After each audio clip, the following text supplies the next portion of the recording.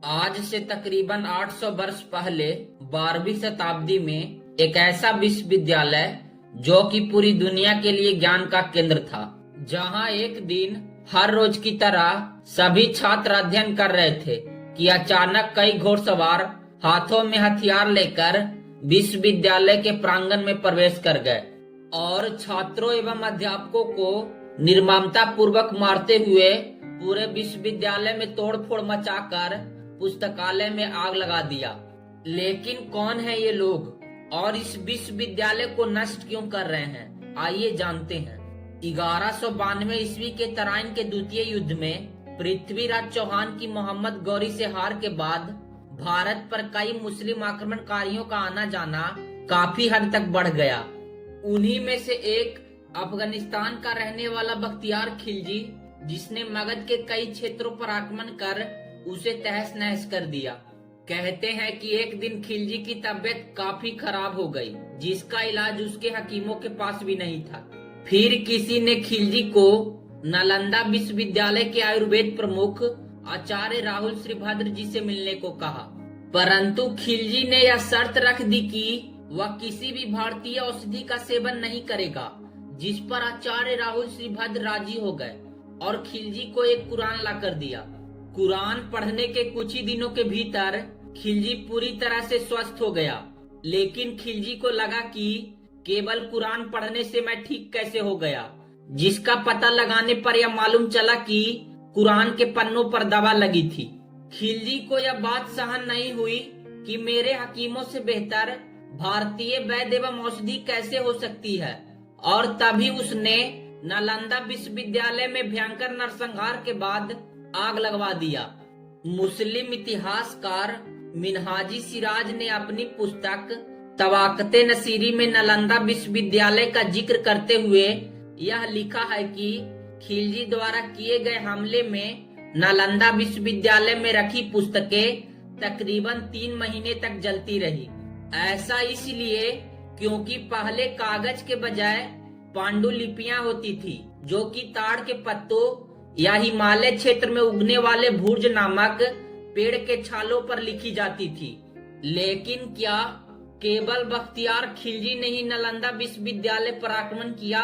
तो ऐसा बिल्कुल नहीं है। खिलजी के पहले भी नालंदा विश्वविद्यालय पर 2 बड़े हमले हुए। इन दोनों हमलों के बारे में जानने के पहले हमें नालंदा विश्वविद्यालय के बारे में जानना होगा। वर्तमान समय में नालंदा विश्वविद्यालय के बारे में ऐतिहासिक जानकारियां चीनी यात्री ह्वेनसांग इत्सिंग एवं मुस्लिम इतिहासकार मिनहाजी सिराज के पुस्तकों के अलावा नालंदा विश्वविद्यालय के अवशेषों से प्राप्त होते हैं, जो कि बिहार के राजगीर से 11 किलोमीटर की दूरी पर स्थित है। ह्वेनसांग के अनुसार नालंदा विश्वविद्यालय की स्थापना 5वीं शताब्दी में गुप्त वंश के शासक कुमारगुप्त प्रथम ने करवाया था, जहां तकरीबन 10,000 छात्र एवं 2,000 अध्यापक कार्यरत थे। नालंदा विश्वविद्यालय में न केवल भारत बल्कि चीन, जापान, इंडोनेशिया, तुर्की, कोरिया, ईरान, तिब्बत, ग्रीस एवं मंगोलिया समेत कई देशों के छात्र यहाँ पढ़ने के लिए आते थे। इस विश्वविद्यालय का नाम संस्कृत के 3 अक्षरों ना जोर अलम जोर दा से मिलकर बना है, जिसका अर्थ होता है ना रुकने वाला ज्ञान का प्रवाह। कहा जाता है कि एक समय में नालंदा विश्वविद्यालय के प्रमुख महान ज्योतिषविद एवं गणितज्ञ आर्यभट्ट रह चुके हैं। 7वीं शताब्दी में जब ह्वेनसांग भारत आए, तब नालंदा विश्वविद्यालय के प्रमुख शीलभद्र थे एवं यहाँ वर्धन साम्राज्य का शासन था, जिसके शासक राजा हर्षवर्धन थे। नालंदा विश्वविद्यालय में एक 9 मंजिला धर्मगंज नामक भव्य पुस्तकालय भी था, जो कि 3 अलग अलग बड़े पुस्तकालयों से मिलकर बनता है, जिनके नाम रत्नरंजक, रत्नोदधि एवं रत्न सागर थे। इस विश्वविद्यालय में वेद, वेदांत, व्याकरण, ज्योतिष, योग, चिकित्सा एवं खगोल शास्त्र के अलावा कई विषयों की शिक्षा दी जाती थी। नालंदा विश्वविद्यालय पर पहला आक्रमण 455 ईस्वी से 467 ईस्वी के बीच मिहिर कुल के नेतृत्व में हुनों ने किया था। हुन मध्य एशिया के कबीले के समूह को कहा जाता है। इस हमले के समय स्कंद गुप्त यहाँ का शासक था, जो कि कुमार गुप्त का उत्तराधिकारी था। परंतु इस आक्रमण के बाद स्कंद गुप्त के वंशजों ने विश्वविद्यालय को और भव्य रूप से खड़ा किया। दूसरा आक्रमण 7वीं शताब्दी में बंगाल के गौदास राजवंश द्वारा किया गया, लेकिन इस बार भी कन्नौज के राजा हर्षवर्धन, जो कि वर्धन साम्राज्य के शासक थे, उन्होंने नालंदा विश्वविद्यालय को पुनः सुचारू ढंग से स्थापित किया।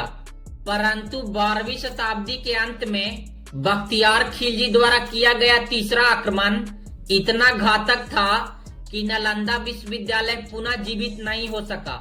नालंदा विश्वविद्यालय को तबाह करने के बाद भी खिलजी नहीं रुका और उसने विक्रमशिला एवं उदंतपुरी विश्वविद्यालय को भी नष्ट कर दिया और समय के साथ धीरे धीरे नालंदा विश्वविद्यालय के अवशेष अंधकार में खो गए।